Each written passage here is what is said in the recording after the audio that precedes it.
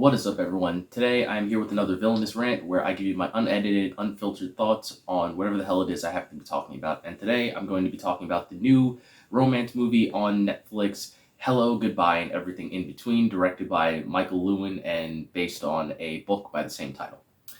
So, I actually ended up really liking this movie, and if you happen to not know the premise of the movie, it is about a character played by Jordan Fisher named Aiden and a character played by Talia Ryder named Claire. The two of them meet 10 months before they graduate high school and go off to college, and they start a relationship under the ground rules that at the end of the 10 months when the two of them are supposed to leave for college, they will break up and have no attachments to each other.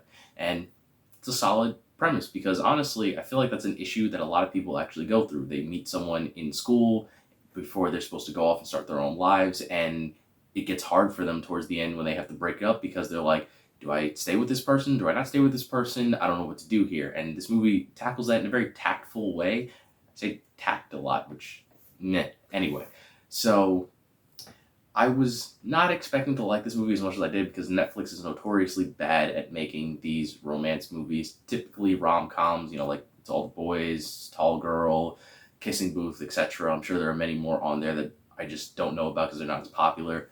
But this movie was actually very heartfelt. It was very short, mind you. It's only like an hour and a half. I actually think it's slightly less than that. And it just gets right to the point. The movie starts off, it's like, this is them meeting. Then they do a montage sequence of like all the big moments in their relationship. And then it's like, okay, here's the last day that they're going to be together before they separate and leave. And Aiden is in love with Claire and he doesn't want to lose her, so his whole plan is to recreate all of their favorite moments that they've had throughout their relationship, which we saw in the montage sequence, and get them to stay together. And Claire, she has this plan for them to break up because she doesn't want to end up like her parents who had a very toxic relationship, as they mentioned throughout the course of the movie. And I'm like, okay, I'm vibing with this. I'm enjoying the movie. Now, it's not the best thing in the world. I definitely wasn't like sobbing or like that emotionally attached to everyone in the movie, but it had a point, it executed it, and then it ended, and I can respect the movie for doing that. I would rather a short and concise movie rather than a movie that just bogs itself down trying to get me connected to characters that in the end I'm not going to like or care about. So I did enjoy that. Jordan Fisher, he's a pretty good actor. Nothing too crazy.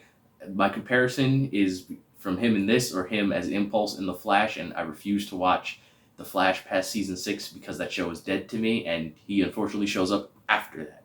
I hope he's good on the show. I saw clips of him singing, which he gets to utilize in this movie, so I'm happy at the very least he gets to utilize his talents in something that's worth watching rather than in something that is awful. Talia Ryder, I don't think I've seen her in anything before, but she did a pretty good job. I actually ended up liking the character of Claire in the movie, so good on you.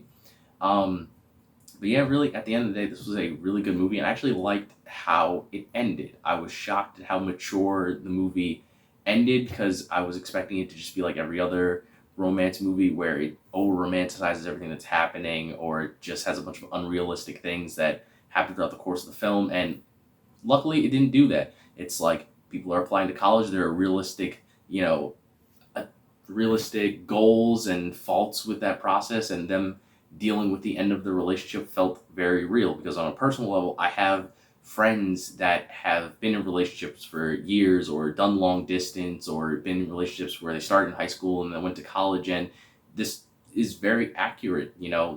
Some of them work out, others haven't, and this seems like a decent portrayal of that, so I ended up really enjoying this movie. Like I said, it's only like an hour and a half. I think it's really like an hour and like 25 minutes or something like that, but yeah, I'd say give it a watch. It's on Netflix right now. It came out yesterday as of me recording this video. And if you happen to like the movie, let me know down in the comments. If you hate the movie and disagree with me, I'm curious as to why you disagree with me. But at the end of the day, I am the innocent villain. Remember, folks, you're innocent until proven villainous, and hopefully I'll catch you in the next one.